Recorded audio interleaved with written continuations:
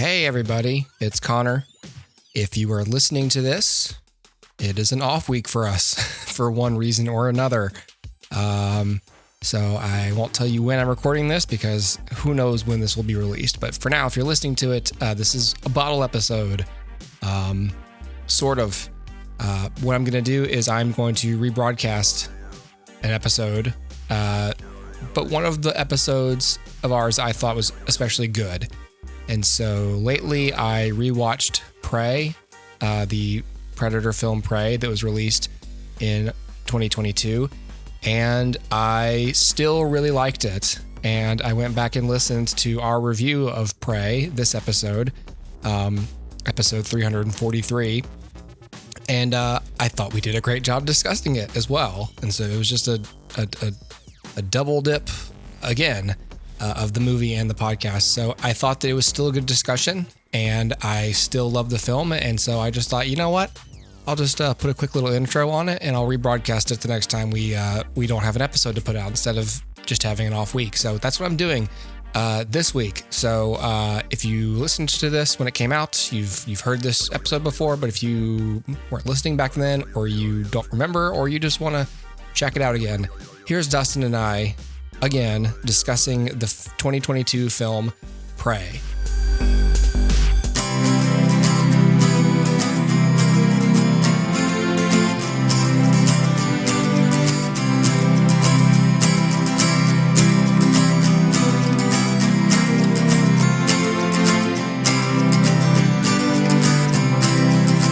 So last week we were supposed to do Prey, and then you couldn't do the show. So Cal and I were like, that's cool. We've got other stuff we were going to talk about now this week. Yep. Anyways. Yep. And this stuff, things that you hadn't seen. So we were like, all right, it's fine. Yeah. And then at the end of that show, we were like, all right, so next week we'll sit down and do Prey. Yep. And then Kellen just forgot that he was on vacation. So as you do. So, but you are back. I am back. And then John was supposed to join us and then he couldn't. So this was originally going to be like a pretty big episode. Yep. And now it's just a normal big episode. Right. But before we get to Prey, we are recording this on August 16th. Mm-hmm. Better Call Saul has just exited the air. Yes. For the final time. Yep. And series you saw finale. Yes. I did see it. When did this start? Man, this started in like 2015. It's been a long time. Wow. And that was just like, what, 2 years after Breaking Bad, right?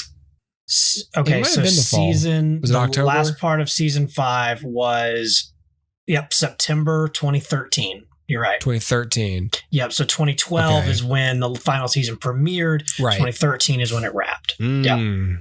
Yeah. 2-year gap. So I have not caught up, nor have I certainly not seen the series finale of the show, but you wanted to give a quick, I'm assuming, recommendation.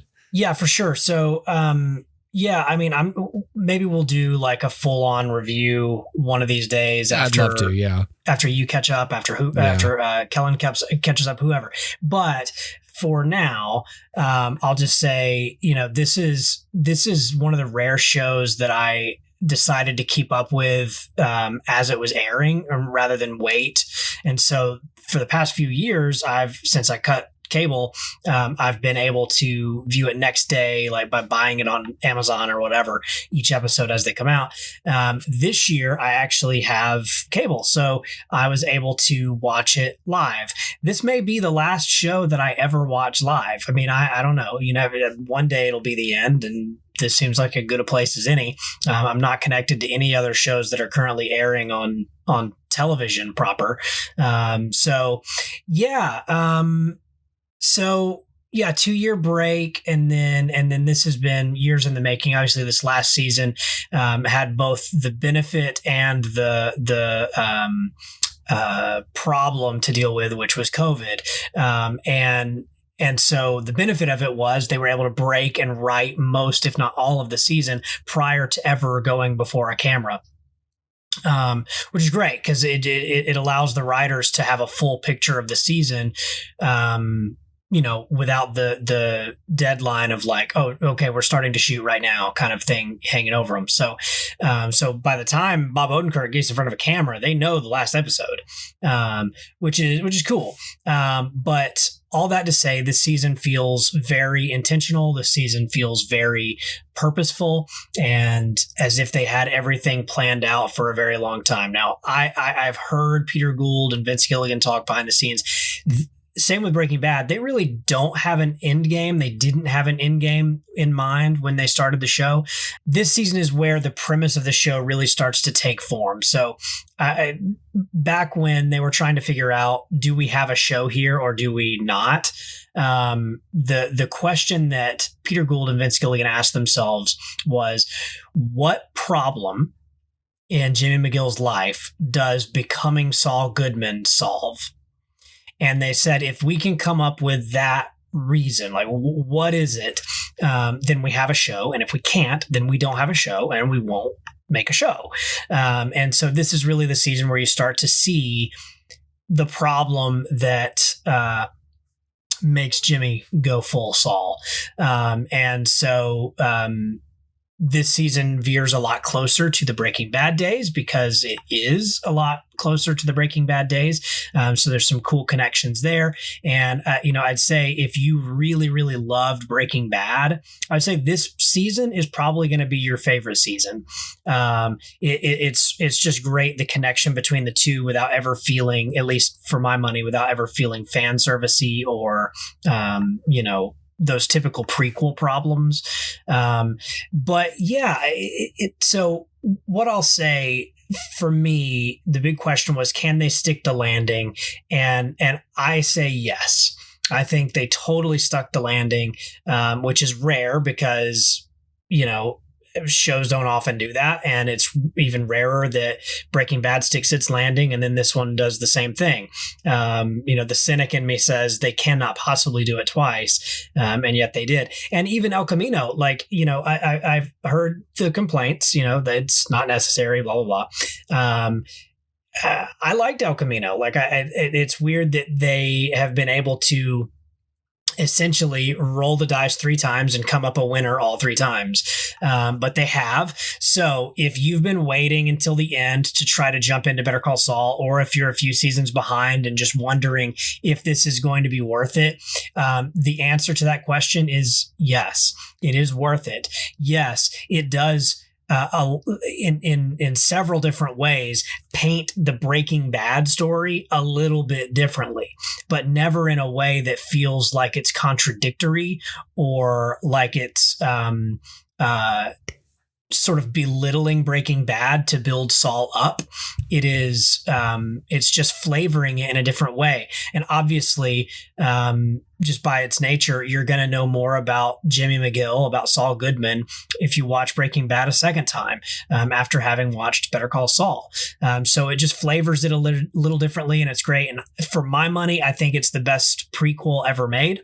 Ooh. And should be the blueprint for how you make a prequel. And we will talk more about that maybe in our full review and what exactly it is that works, and why some things like Star Wars prequels or what have you don't. Yeah. But yes, I think it's totally worth your time. And if you are still on the fence or if you're behind, catch up. It's no longer on television, but it is the best show on television, by a landslide. Cinematography, music, editing, performances, direction, the whole thing is fantastic, superb. It is a different show than Breaking Bad was.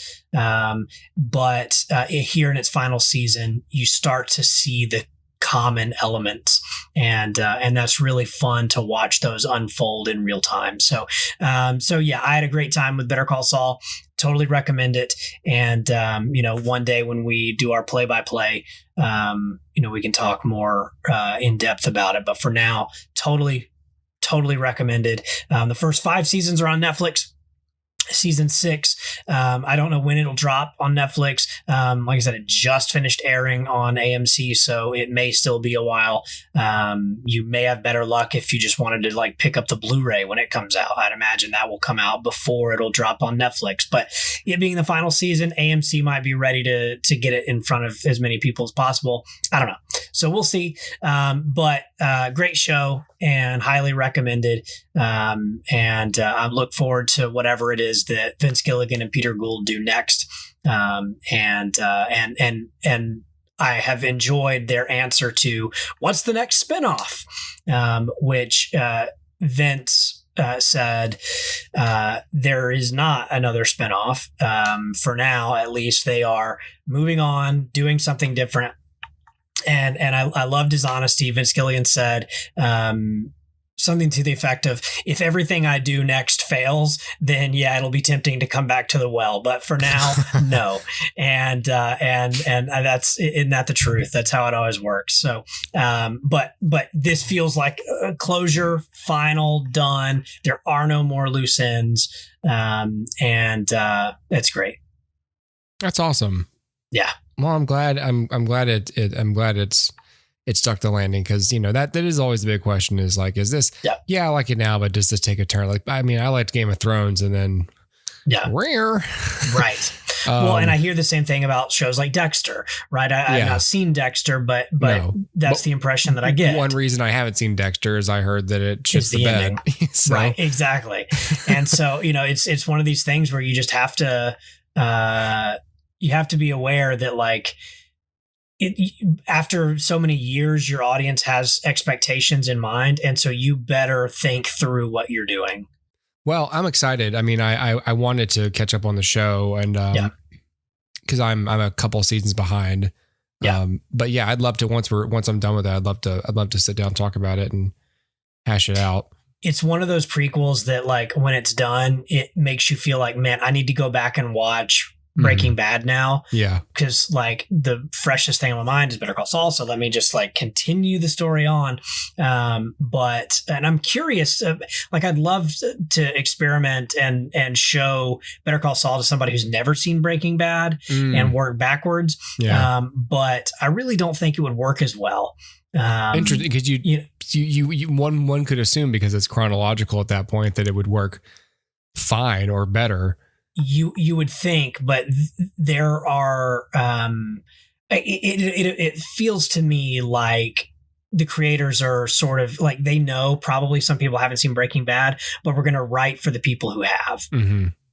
So yeah. All right. Yeah. Well, hot damn.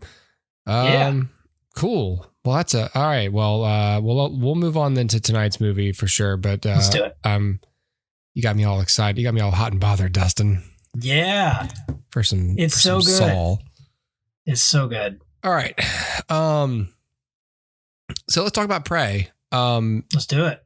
So Prey is, I'm reading some stuff here. It is the 5th installment of the Predator franchise. A prequel, it says, to the first 4 films because of its time period.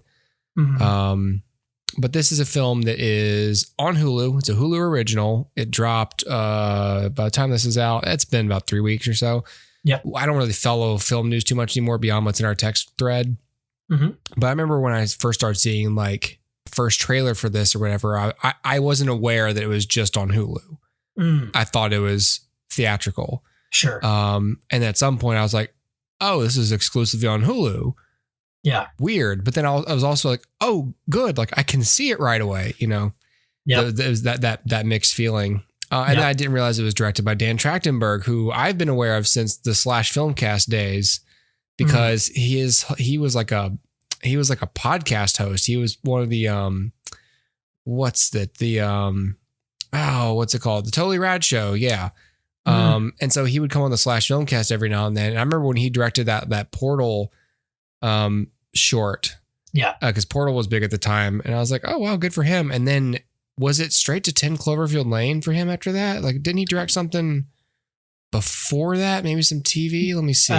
No, I think after the Portal thing, he was just straight into 10 Cloverfield Lane.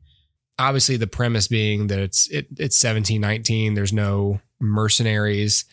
Yeah. Have you seen any of the other Predator films other than the first? Have you seen the first Predator? So I've seen the first Predator, and I saw I guess it was 2015 Predator. Right. Yeah. Predators. No, 2011, I think. 2011, whenever it was. Yeah, let me double check that. But yeah, you're probably right. Yeah, I think it was right after college. Yeah. Let me see. Yeah, Predators was Adrian Brody, 2010, and that I know Robert Rodriguez produced that, but the director was Nimrod Antal. I was talking to John about it, because I think he and I have the same franchise experience. I think he's also only seen this film, Predators, and the original Predator. Yeah. I've not seen any of the sequels. I heard they're terrible. Yeah. Predators was solid. Like, it got a lot of shit, but like, as far as I was concerned, it was perfectly entertaining film, with some silly characters here and there, but like, but I liked it. I thought it was cool.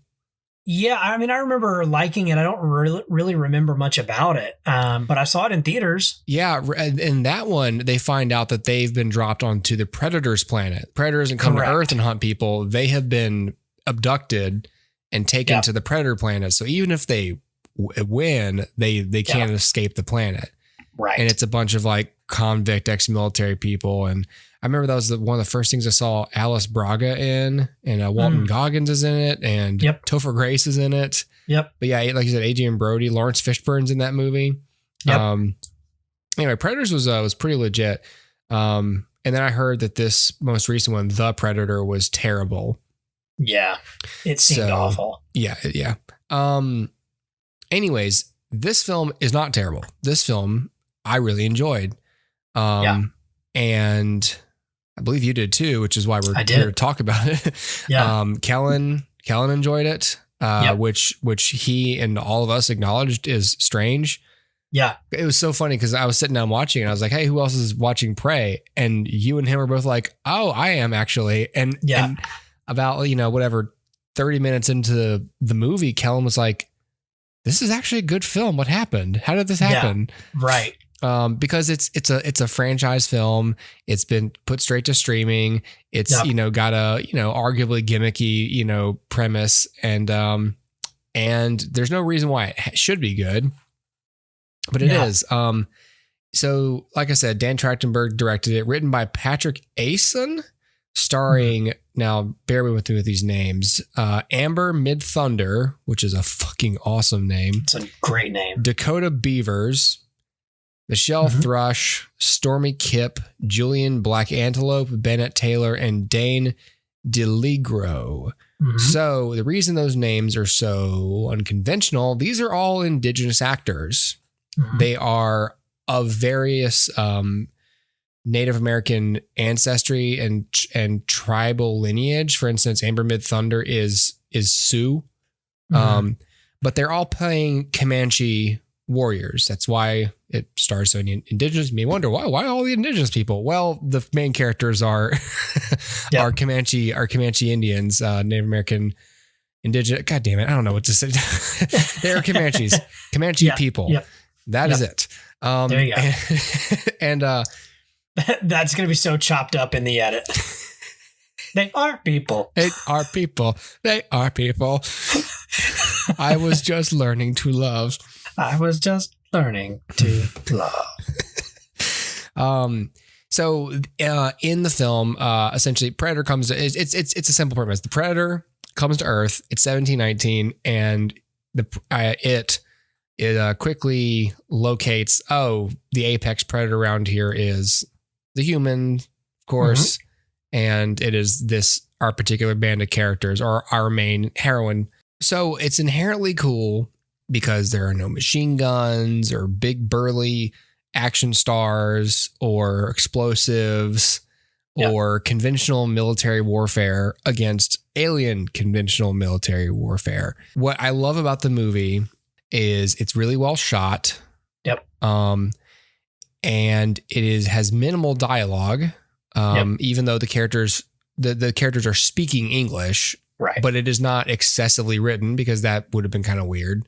Yeah. I never got the impression, based on movies, versions of history, and also just the way life used to be. I never got I always got the impression that us today in present day are as unnecessarily chatty as we've ever been. I never got the feeling that the Comanche just talked excessively. Right. Mama, and then he said this, and then he said this, you know, like the whole of shh, we're hunting, shut up. Yes, you know, exactly. So the movie, of course, is pretty sparse with its dialogue as well. And so much the film, our heroine, Naru, I believe her name is by herself. So there is no talking.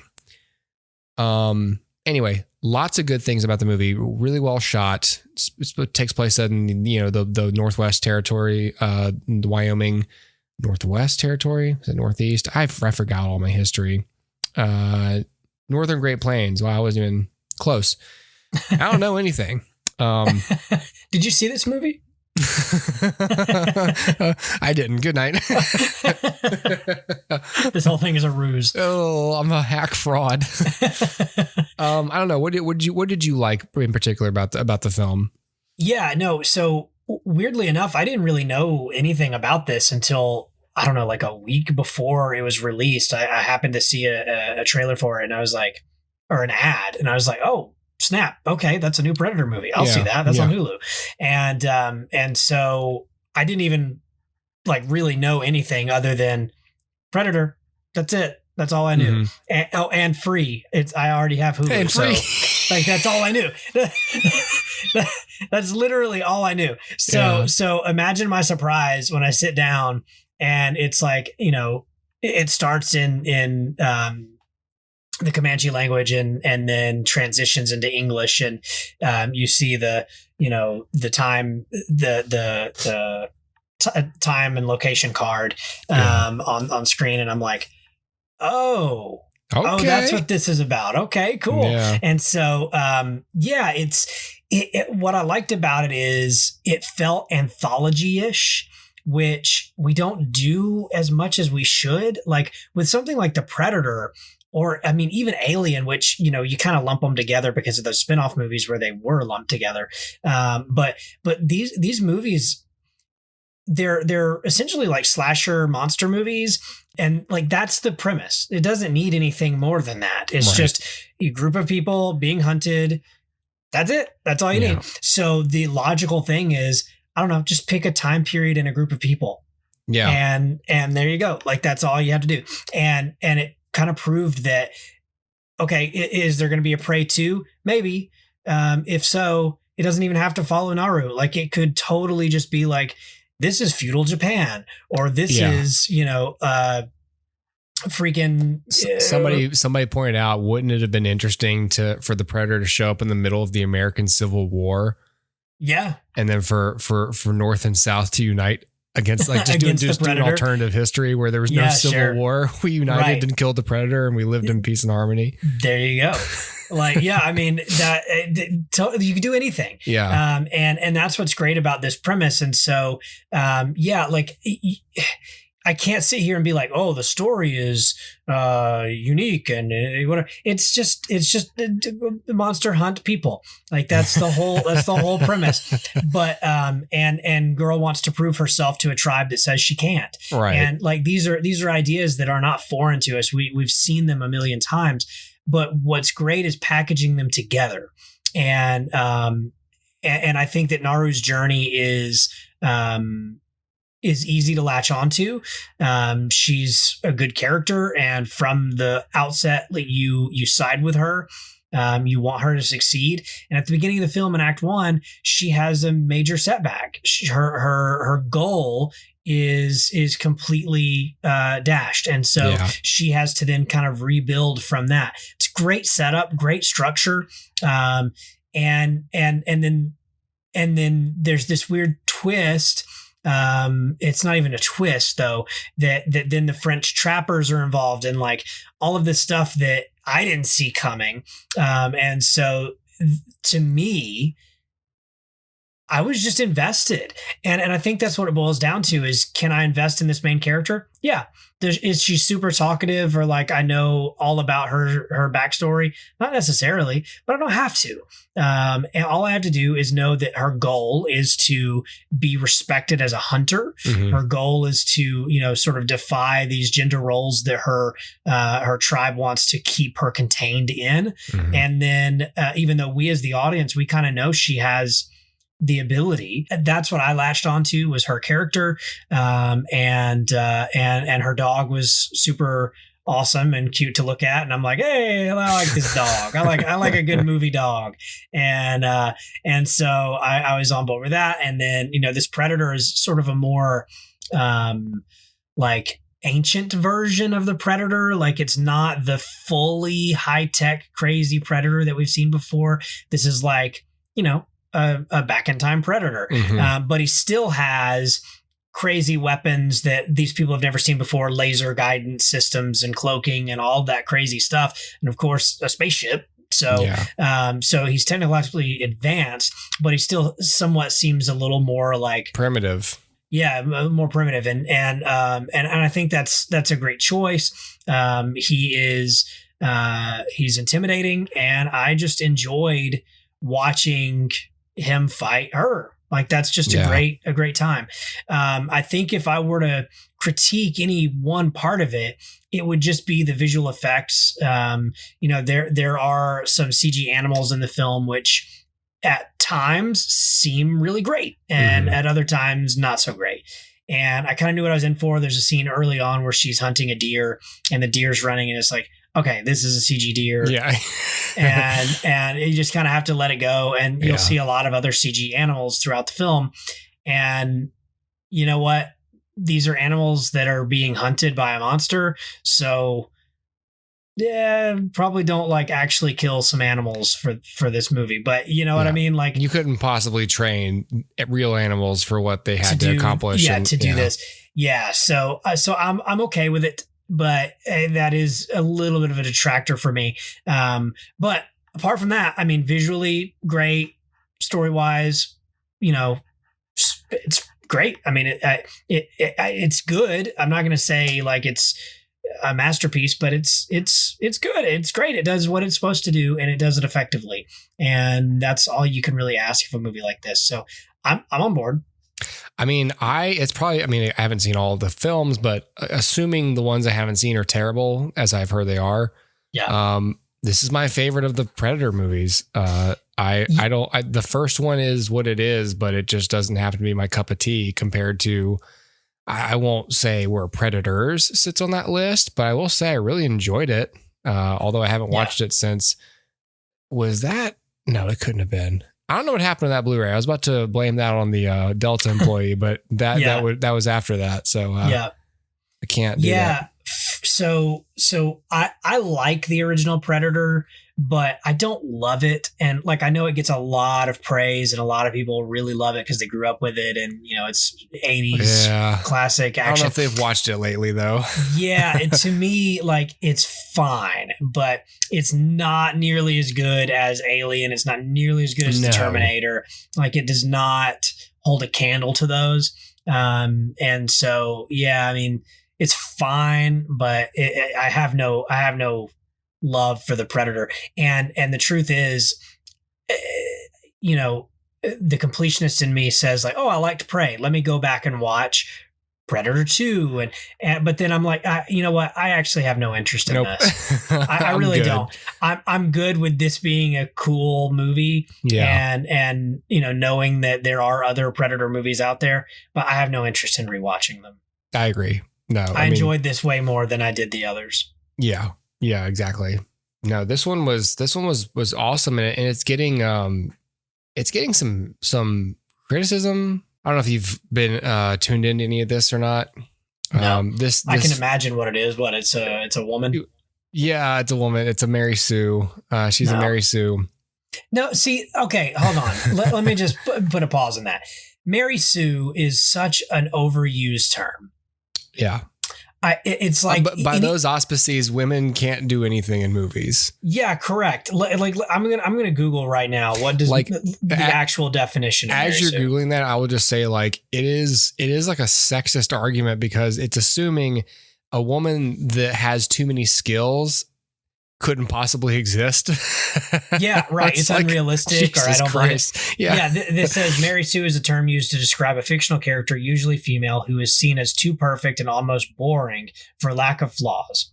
Mm-hmm. So, all right. So already it's a high bar that isn't actually met by most characters that people complain about being a Mary Sue. Right. Like, so I the first time I ever heard that term was applied to Rey from the Star Wars sequels. Yeah. And even then I'm like, look, I understand your critique is that she kind of picked up a lot of Jedi stuff really quickly. Specific skills. And I get that, right? Mm-hmm. Like Luke had to train for this. Obviously, they're training younglings from the time they're kids to be able to do things. And then she just kind of picks it up very naturally. I get it. I understand the complaint. But then since then, it seems like every time there's a female protagonist who's remotely talented at anything, we just immediately say Mary Sue, Mary Sue, Mary Sue. Yeah. I don't think that Naru falls under that category because we see her training. Like we see her, she's got the tomahawk. Yeah. And she ties a rope to it so she can like throw it and pull it back. Yeah. Right. This is, suspension of disbelief, right? Sure. Because obviously it's not quite going to work that way, but sure. And she's practicing. Yeah. And it's not like she just is great at it. Her skill is, I mean, it applies to that sort of craft and combat skill, but it's more very well established early on in the movie that she just pays attention to shit. She pays attention to detail. She notices things and she learns very quickly. Correct. Which is kind of what makes her a compelling protagonist. Like, yeah, she's a woman, so she starts further back socially within her culture, and is, what's the saying? Like, work twice as much to get half as far. Like has to do all that, but what she possesses that her contemporaries don't is this. Perhaps because she's a woman, is she has this skill of I'm gonna observe. I'm gonna learn how things work. And I'm gonna learn to do it really well, and take care of stuff. Here's the thing: like, if you handed me the keys to this and said, like, we want you to write, a Predator spinoff set in, the 1700s and blah, blah, blah. If that was the premise that you handed me and said, write it, here's the problem: either I create a character like her brother and he's my protagonist, which I think is kind of inherently boring because all we've ever seen are like these muscular good warriors fighting against the Predator. So the let's find something new part of my brain kicks in and goes, no, we don't want to see another like macho man beat up a Predator. That's not what I want to see. So what's the opposite of that? Okay, well, it's a woman. Okay, so then there's one of two things. A woman, even a man, there's no way that you can defeat a Predator without using your brain. That's the whole point of the Predator, is that you're going to outsmart the Predator. You're not going to outfight the Predator. Even Arnold Schwarzenegger doesn't fight the Predator like hand to hand. He dips himself in mud because he realizes this is how I can cloak myself from the Predator, right? Like this, you have to use your wits to defeat the Predator. Predator's too strong. The Predator like rips people in half. He's throwing bears. Right. No. If anything, the Predator's a Mary Sue. He has no flaws. But Naru had like okay, so I've got this female protagonist and that's inherently interesting because it's something we haven't seen before. I either have her, she's super good at everything. Well, that's not good. That's not good storytelling. There's no conflict there. Okay, so she kind of has to be flawed, but smart enough to win in the end. Or she doesn't have to win in the end. I could kill her and it's just a terrible movie. But you kind of have to beat the Predator at the end. So that's where you have to go with it. So she's going to outsmart him, which means she's going to be smart. But the thing that they do that's smart here is it is her intelligence that wins the day, right? Because all these people that are saying Mary Sue, if that is indeed the complaint, are ignoring the aforementioned practice scenes, the aforementioned failure to kill the lion, and all of her like presumed warrior training that we did not see prior to this film. Right. So presumably she's been practicing for a while. Let's forget not to mention like the sample pool we're playing in. These aren't a bunch of Midwestern drunks. These are the fucking Comanche. The Comanche warriors, the Comanche human beings. Yes. God. Look, I'm from Alabama. I don't know better. The Comanche were famously, infamously. Wow, I was going to say the word savage, but in a good way. Jesus Christ, Dustin, I'm they're tough. They're tough, the real deal. Good fighters. But the Comanche were ruthless. The Comanche, like there's all kinds of books. Like I think Empire of the Summer Moon is the book, is like the seminal book on the Comanche. Yeah. If you're gonna have any group of people, male or female, where you're like, could a human being possibly be that deadly with primitive weaponry? It's the Comanche. If you've ever seen The Deadliest Warrior, where they have those experts, did you ever watch that show? No, I didn't. It's great. I don't know where it is now. I remember like watching it. Like I think it might have been like on Netflix back in the day. I have no idea where the show is now, but it was this old show that I think was on like the History Channel. It was a really cool premise where it was like, what if we could make like these groups of people who didn't exist at the same time in history? It's like a really cool scientific version of who would win in a fight. Yeah. And so it's like, okay, would 5 Comanche versus 5, whatever, Russian Spetsnaz. It's like, okay, obviously they have superior weaponry, but what do the Comanche have? What edge do they have tactically, And like, they go through all these things like 5 categories: weapons, tactics, like hand-to-hand combat, close range combat, ranged combat. And they run and they do all these tests with like ballistics gel, and they get like their one expert to represent each side. Like, so for the Comanche, they would have like some indigenous, expert who's there, who's going to actually like be the person who is today deadly with those weapons. They'll forge the weapons. They'll have those guys throw it at like a ballistics dummy and be like, all right, look at the penetration right through his skull. They'll study it. They'll do a bunch of data, and then they'll run 1,000 simulations with that data. And they'll say, and then before they show you the result, they do a full reenactment where you watch actors playing them. You watch all the situations play out. And then at the end, it's like, all right, well, we ran the sims and the Comanche emerged victorious. Out of 1,000 battles, 700 and something of them were won by the Comanche. This is, I guess, my recommendation. Go find, if you can find The Deadliest Warrior somewhere online. I loved that show. Yeah. I watched it all the time. And that was one of the places where I learned about, I think, the Apache and the Comanche. Just the amount of arrow, like the way they held arrows, like quivers I don't even think were a thing. They just held like 3 or 4 arrows between their fingers. Yeah. And they learned and they trained how to be able to like pretty much shoot them like rapid fire. So one Comanche could loose like 5 arrows in a few seconds and kill 5 people who had no idea they're even being fired at. So all that to say, they're bad motherfuckers, the Comanche. Right. So to say like one of them is a Mary Sue because she's a female, that's definitely sexist. It's not historically accurate to say that. And and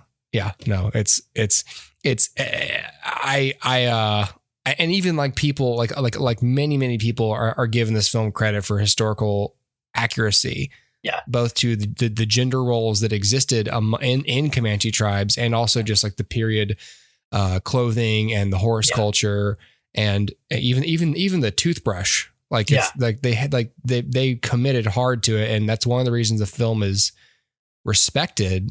Forget performing well or getting views, like it's being respected because you almost know reverse engineering it. Like this movie will come under scrutiny for indigenous authenticity. How can we do that? Well, let's cast indigenous people. Let's have a person, let's have like a consultant be like, don't do that. How about this instead? And not only does it not negatively affect the film, as if it even would, it enhances the film. Right. And it's another important, I think, on the representation front. You want to talk about, Black Panther and Captain Marvel in terms of like, can a movie gain mass appeal with minority casting or, non-white male casting? The answer is, well, obviously yes. And so here's another example. Like, here's a really cool action movie that's built around the premise that these are Comanche Indians, and it's great. And The last thing I'll say about this Mary Sue comment is this is the type of film criticism I hope that we veer away from as a culture. Yes. Because people just throw that term out and think they're saying something lofty about a film. It's so much more impactful and thoughtful if instead of just saying she's a Mary Sue, if you instead say, I thought her growth as a warrior was not effective for me. Right. Story wise, it didn't work for me. Or here's what they could have done to better portray that arc for her. Is like, here's some ideas or whatever. But just saying Mary Sue that says nothing.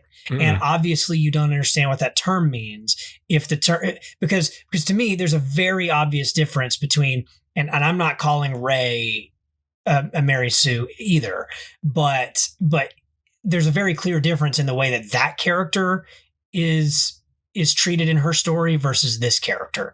And so using the same term to describe both just proves the irrelevancy of the term. Right. So let's remove the term. Is that the biggest complaint that we're seeing? I think that's the biggest complaint I've heard. I've heard that's personally reached me. I don't think anyone has been like, why would the Predator go there? Like no one has any problem with the plot. Right. I think some people, there might have been a brief complaint like, why are they speaking English? It's like, well, because it's an American made film. Yeah. Also, I'm fine with that for two reasons. One, it's an American made film. They're going to speak English. Like you could have them speak, in subtitles the whole time. Yeah. That kind of sucks when you're watching an action movie and you're trying to follow like beats on screen and you don't want to have to have your eyes pulled away. That's the only thing about reading subtitles that genuinely does suck and is inferior experience watching a movie is your eyes are pulled away from faces. Yeah. And visual action. Yeah. And it wouldn't have performed nearly as well. And you can say that's a good thing or a bad thing, but if we're talking about representation, I don't think it would have been great for a film with a Native American cast to not do well because they're not speaking English. Yeah. That's a bad look. Yeah. Why don't they speak the English? Come on, speak American. Speak American like all good people do. Yeah, speak American, Native American, as long as it's American. We're doing the thing again. We always devolve into that guy. We're like Southern Statler and Waldorf. Yeah. Well, what in tarnation is this? Stanley and Warren. Stanley and Waldale. Well, yeah. That's it. I was trying to think of a couple of Southern hotel chains, not Statler and Waldorf, but maybe like Sheraton and Hilton Garden Inn.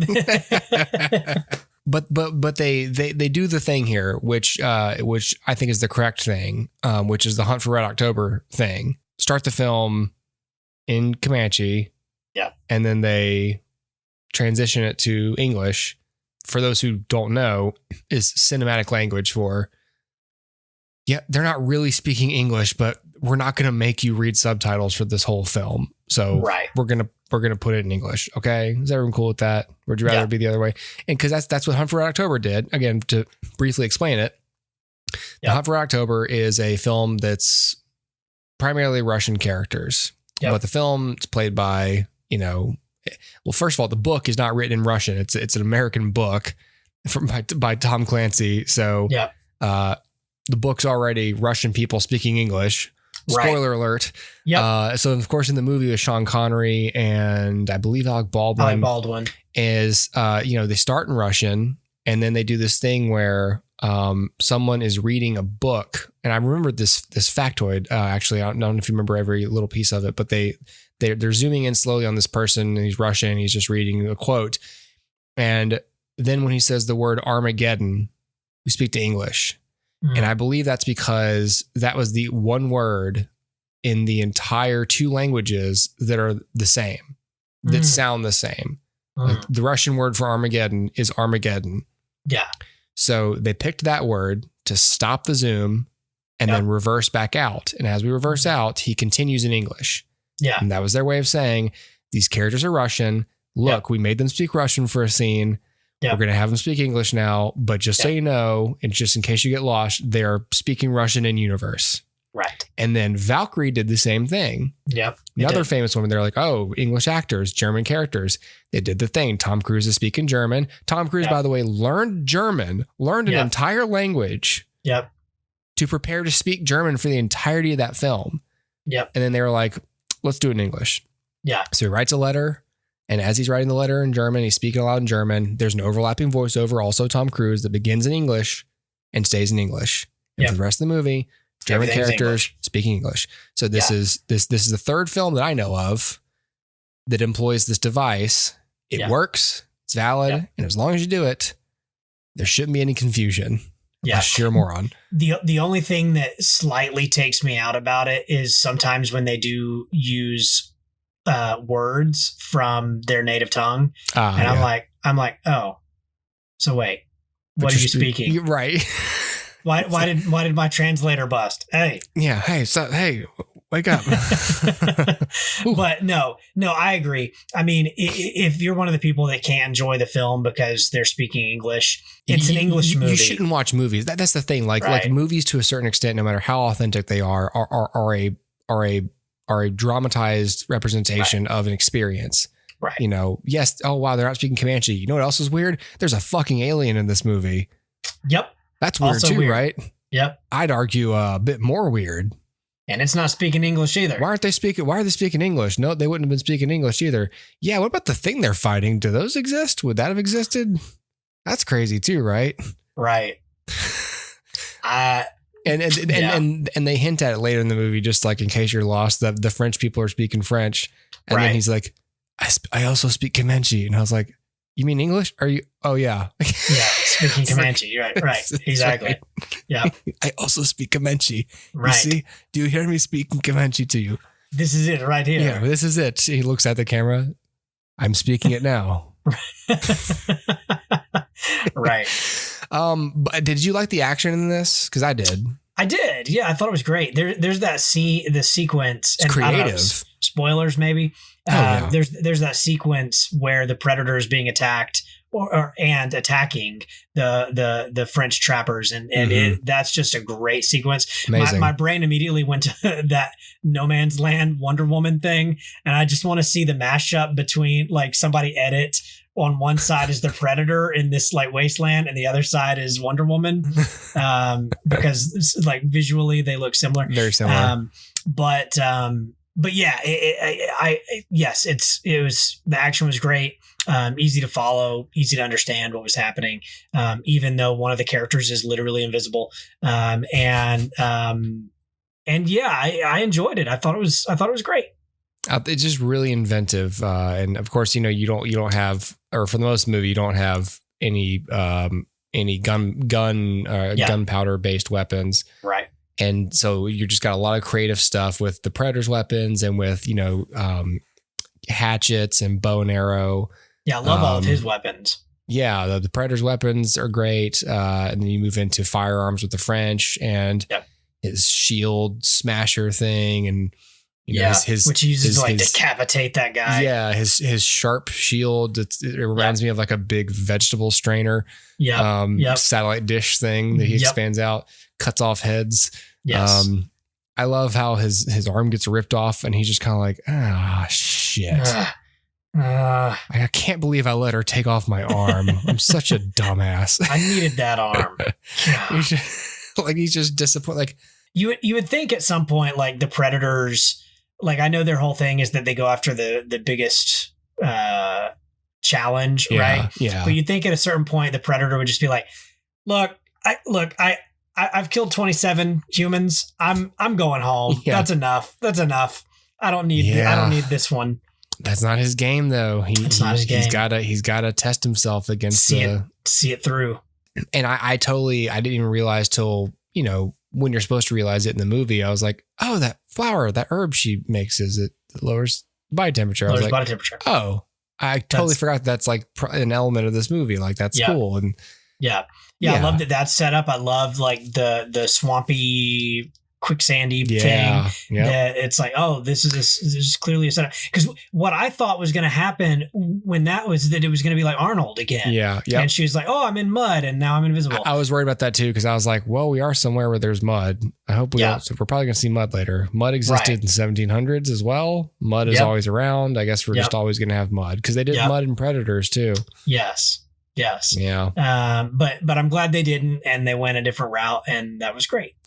And again, like, she does not like choke the predator to death or pick it up or do anything that is physically implausible. Like, this is a character who is mostly attacking him at a distance, or tricking him or setting a trap or something, like just is faster or quicker than him, which again, not to split hairs, but the Comanche were extremely quick. That's part of their, Look at me over here. I'm Comanche expert. Like, let me tell you something about the Comanche, okay? My name's Connor Dempsey. Hey, let me talk to you about the Native American people. I may look like a white guy, but I'm not. I'm Comanche myself. White on the inside, not on the inside. Wait, yes. I'm 164th. 164th Native American myself. Yeah, I'm Native American up the line somewhere. Way on up the line. How'd I get this way? Well, bad things. Bad things.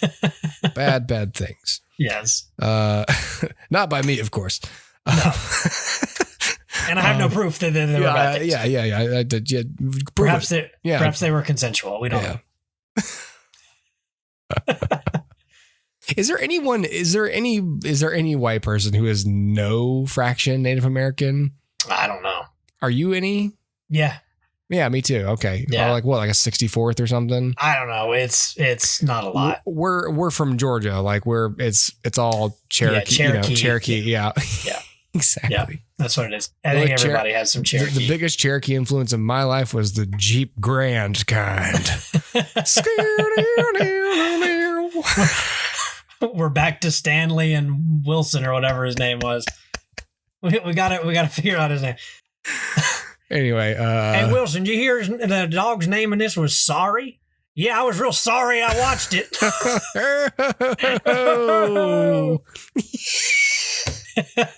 So you gotta do the laugh, but you gotta tweak it a little bit. What are these gentlemen wearing? They're not wearing suits, clearly. Oh no, it's flannel. Unless they're houndstooth. Houndstooth suits. Yes. They're dressed like Bear Bryant. Yes. Houndstooth. One's wearing a houndstooth. The other's just wearing overalls, half buttoned over. Yes.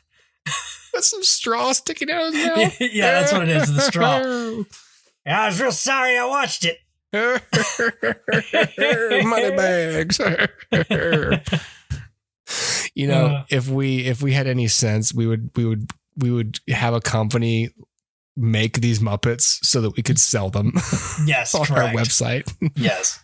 Yeah, I don't know what else to say. It was a really cool experience, and it wasn't too long. That was another thing Kellen mentioned. He goes, it's like 100-minute film.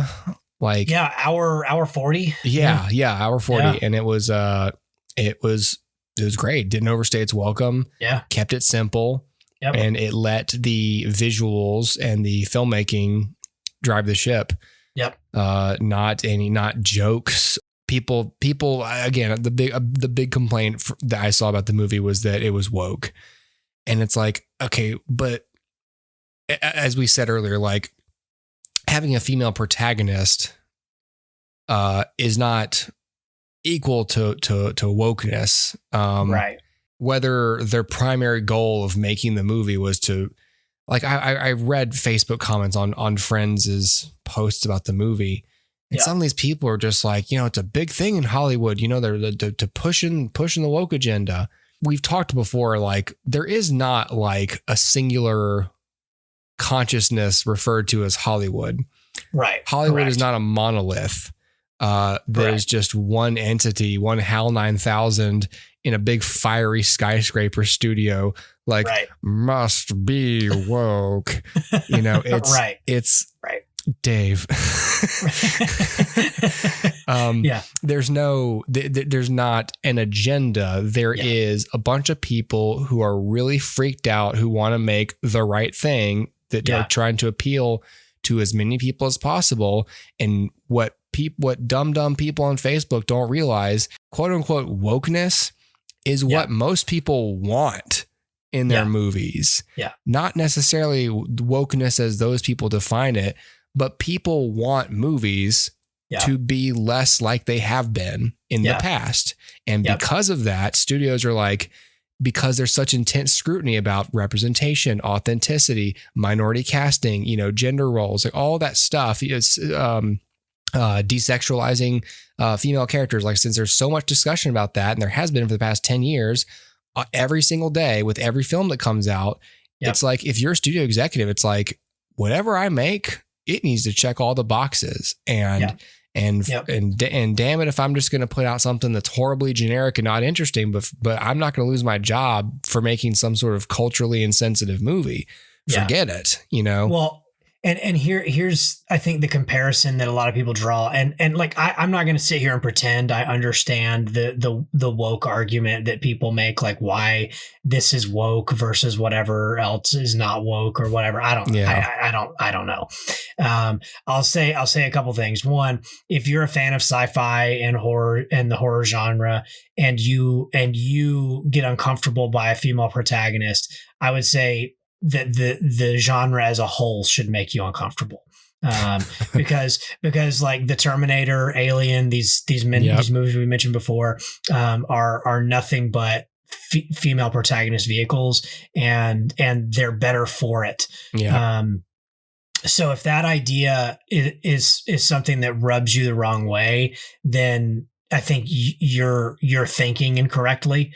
And that simply having, like, I think I would say, like, woke, if woke is defined as representation or diversity, then everything should be woke. However, if on the other hand, woke is defined as, you know, betraying your story, your in-universe story for real world political propaganda, then of course we should veer away from wokeness, because the story at hand is more important than the propaganda that the writer wants to send out.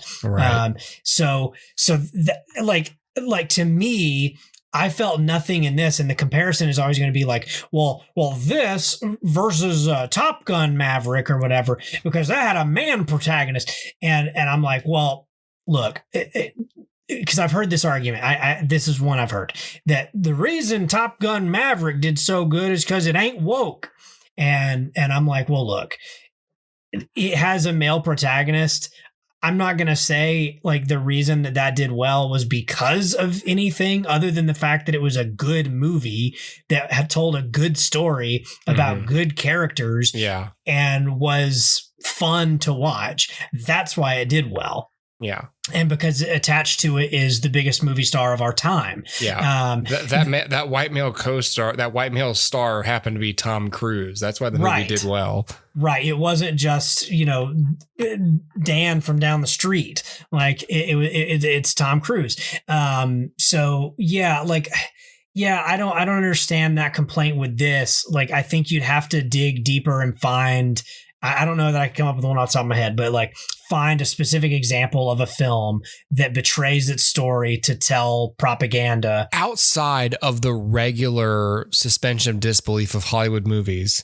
Like this is not an example, but like, and this isn't even about wokeness or gender. Like it's just about casting, like how the casting of like someone like Scarlett Johansson as Black Widow, like, as well trained as a person can be, there's only so much you can believe. That there's only so many full grown, you know, trained, large, upper body strength males that she defeats not by like speed or like cunning, like fighting techniques, but like just brute force sometimes. Yeah. And it's like, well, that's unrealistic, but it's a comic book. It's a movie.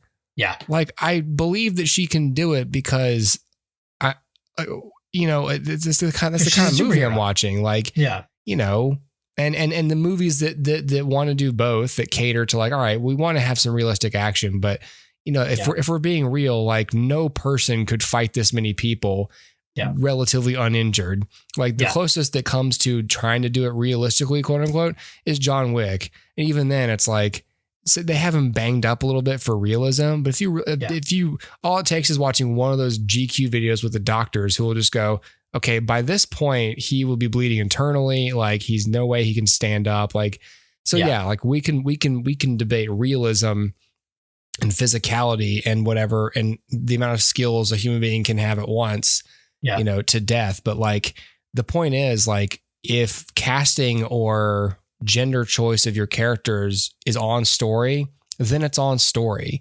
Yeah. If that means that the protagonist is a woman, then that's what it is, Right. If you're going to say like, well, but what if it's an all boys school? Okay. Well, obviously then it would not make sense for it to be a female, because why would she be in an all boys school? That would be wokeness. Like some stupid loophole in the first act. Like, well, you're the first girl who's gone to this school. They want to make it co-ed, I guess. It's like, that's kind of weird. That's a really weird excuse to have a female protagonist.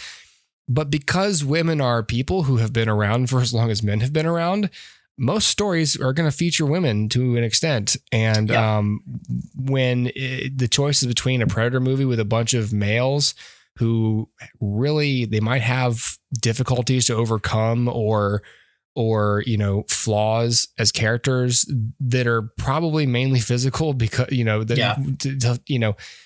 it's inherently more dramatic to have someone who already feels like she's fighting upstream to then have to be up against this other external obstacle outside of her, the stuff she's already struggling against. Right. Have it be on story. It is on story. Yep, for sure. And therefore not woke. Yeah. Well, and I feel like a lot of this spun out of Star Wars. Like that's where I seem to have seen all this first, like the term Mary Sue. It seems like everyone was like, well, Rey is the protagonist, and then Rogue One comes out and it's like, well, she's the protagonist. Why are they all women? And then and Holdo is like the biggest. Why is she a woman? Completely ignoring the fact that like Leia is also a woman, right? And that kind of thing, and that like Solo Star Wars story, male protagonist. Mandalorian, male protagonist. Book of Boba Fett, male protagonist. You know what I mean? Like, it's not like Star Wars just decided like it's all women now, right? Which is how a lot of people make it seem like, well, they're just pushing women girl power, and I'm like, they're not though. Like Rey was a singular protagonist, and what's her face from Rogue One that no one remembers is a singular protagonist. That's it. Yeah. You know what I mean? Like, they're not doing that. So it's like this big boogeyman, the word woke sometimes. Yeah. And it just, I don't know, whatever. I would not say this film is woke, because I don't think it betrays its world for political gain in the real world. Right. So there's that. And I wouldn't say that she's a Mary Sue. So on both counts, whatever ruffled feathers man-child is sitting at home in his basement with movie posters and toys behind him, that's the guy. That's the guy that needs to shut up, because that's not real film criticism. Yeah, no, it isn't. It's just horribly subjective nitpicking. Yeah. Which is in itself an agenda. Yeah. Yeah. Right. Exactly. No. Well, yeah. So yeah, I enjoyed Prey. I would watch it again. Same. I would too. So yeah, I hope. I mean, as far as it being released on Hulu, I don't know. Hopefully, wherever the numbers are, this incentivizes like more films should be made like this. Yes. So I guess if they had a target they wanted to hit, and I hope they exceeded it, to where they go, cool, because they obviously don't have box office. Yeah. But I believe this was like their biggest, like Hulu's biggest original ever. It was. So then that's like, okay.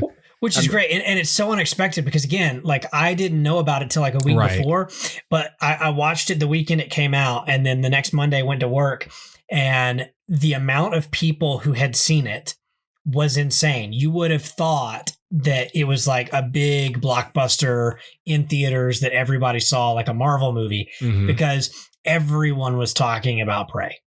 And it's like, yeah, that's crazy for a film based on a franchise that no one has any affinity for, just suddenly is like, you know, something everyone's watching. Yeah. But that is the power of streaming, and you never really know what's going to catch on and what's not. But it's some of that's timing of its release. It just timed out well. And some of it is, you know, whatever, you know, ethereal reason that it is. But I'm happy for its success, and yeah, I'd totally watch it again. Agreed. I'd watch a sequel if they did Prey 2. You know, I'd be cool with that. Yeah. Yeah, I probably would too. Would too. What if they did Eat, Pray, Love? At Julia Roberts or whatever, whoever was in that movie. Eat, Pray, Love. That's funny. I don't even have a counter joke. I'm just picturing like Hunt, Pray, Live.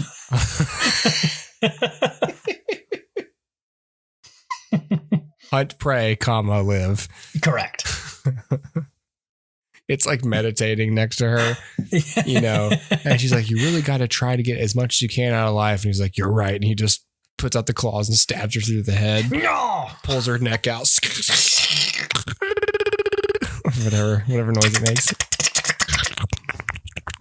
Just shinks out his claw, and he used it to skewer some strawberries. Like, oh. He's bleeding from his lips because he doesn't know how to use a fork. Yes.